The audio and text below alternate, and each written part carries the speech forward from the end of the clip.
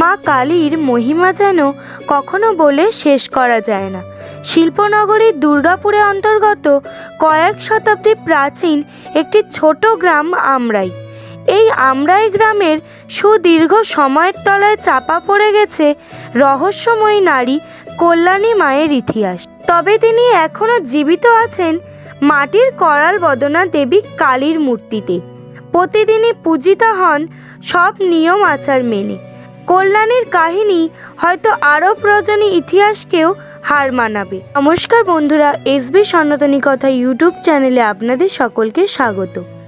আজ আমি আপনাদের জানাবো একটি সাধারণ পরিবারের মেয়ে কল্যাণী কিভাবে মা কালীর মূর্তিতে 300 বছর ধরে জীবিত আছেন। প্রায় 350 বছর পূর্বে কালনার কাটোয়া থেকে দুর্গাপুরের আমরাই গ্রামে আসেন রত্নেশ্বর বন্দ্যোপাধ্যায়। তিনি আমরাই গ্রামে স্থায়ীভাবে বসবাস করতে শুরু করেন। তার সুখ দুঃখের সংসারে জন্ম নেয় 2 সন্তান, কৃষ্ণমোহন এবং কল্যাণী। বন্দ্যোপাধ্যায় পরিবারে ছোট থেকেই কল্যাণী ছিল স্বতন্ত্র। কোনো এক কারণে অল্প বয়সেই তিনি বিবাহ বন্ধনে আবদ্ধ হন এক ব্রাহ্মণ পুত্রের সাথে। কিন্তু অজানা কারণে তাদের বিবাহ সম্পর্ক চিরস্থায়ী হয়নি।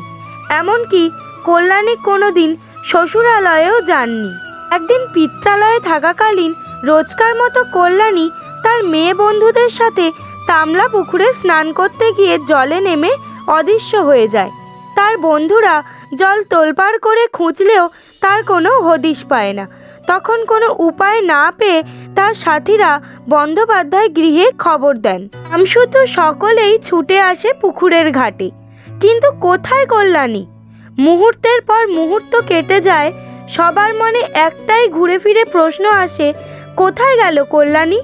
মেয়ের ছেলেরা পুকুরে জাল ফেলে কল্যাণীকে উদ্ধারের চেষ্টা করে, কিন্তু তাতে কোনো লাভ হয় না। অবশেষে সিদ্ধান্ত হয় পুকুর কেটে সব জল বার করে দেওয়ার। সেই মতো শুরু হয়ে যায় পুকুর কাটার কাজ। এদিকে অবসাদগ্রস্ত পরিশ্রান্ত কল্যাণীর দাদা কৃষ্ণমোহন পুকুর পাড়ে শুয়ে ঘুমিয়ে পড়ে এবং স্বপ্নে দেখেন স্বয়ং মা কালী তাকে বলছেন, কল্যাণী আমার কাছে নিরাপদে আছে, তুই পুকুর কাটার কাজ বন্ধ করে দে। পুকুর কাটার আর দরকার নেই।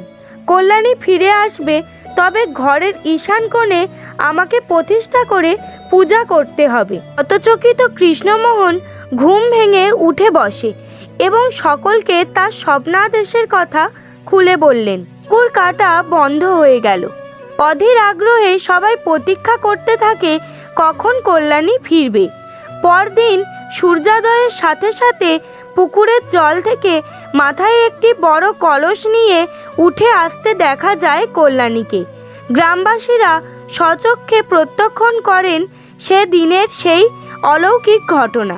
এরপরে কল্যাণীকে গ্রামবাসীরা চিন্ময়ী মা রূপে ভক্তি শ্রদ্ধা শুরু করেন। ঘরের ঈশান কোণে মাটির মূর্তিতে প্রতিষ্ঠিত করেন কালী মাকে। মন্দিরটির নাম দেওয়া হয় কল্যাণী মায়ের মন্দির। তবে অল্প দিনেই ইহলোকের মায়া ত্যাগ করেন কল্যাণী।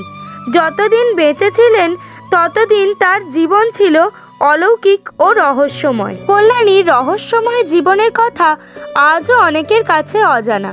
গ্রামবাসীরা মনে করেন এই মাটির কালী মূর্তিতে আজও কল্যাণী মা তাদের সকলের মধ্যে জীবিত আছেন।